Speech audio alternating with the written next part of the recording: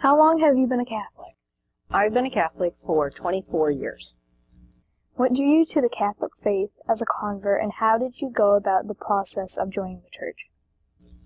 Well, I'm sure it was the Holy Spirit who was drawing me to the church. My husband was Catholic, and we were raising our children as Catholics, but I had been raised as a Lutheran, but I hadn't been going to church for quite a long time, and I was searching for the real answers of where home was for me, a spiritual home.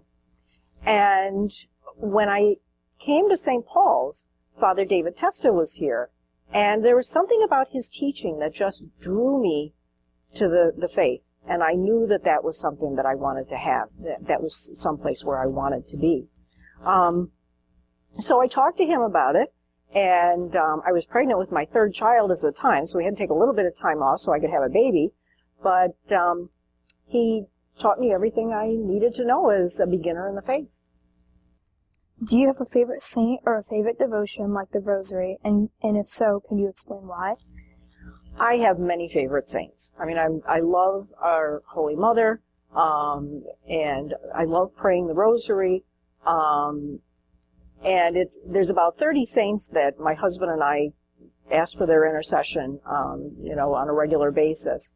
But I think probably I would have to say my buddy is Padre Pio.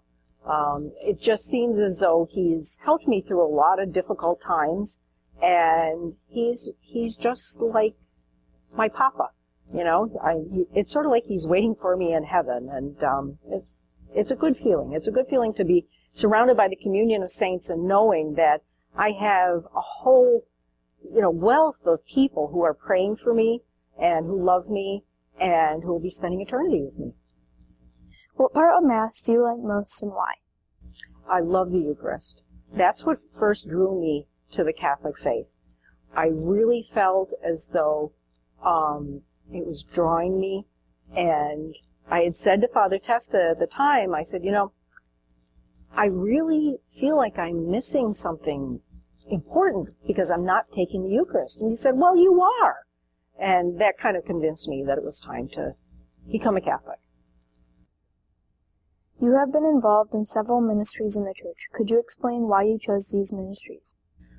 I'm involved with a lot of different things, but there's two in particular, two types of ministries that I really like. I was a teacher for 36 years, and I really feel that that's a gift that God gave me. So a lot of the things that I'm doing have to involve teaching. Like I teach the adult ed, or if there's new Catholics that come into the faith, my husband and I and Father Chris teach them. And the other thing is, I guess it's because I'm a compulsive note taker. I'm very good at going to meetings and taking notes. And so I'm a member of the DPC, which means that I'm a representative for all of Delaware County, for all the churches in Delaware County. And I go to Albany and meet with the bishop and meet with a whole bunch of other people and take lots of notes and then report back to the deanery. And I guess I'm kind of a crazy person because I think that's fun. So. Who is their bishop, and do you have any special thoughts about him? I do. I have really gotten to know Bishop Hubbard. He's going to be retiring soon, unfortunately. I guess fortunately for him. But through my work with the DPC, I've really gotten to know him and love him. He is such a holy man, and I never realized before just how seriously he takes his role as bishop, how close he is to Christ. And I watch him as he's talking in the meetings, and he reminds me a great deal of Abraham Lincoln, that the problems that we're facing in our diocese, he takes very personally, and he suffers for the sake of his people.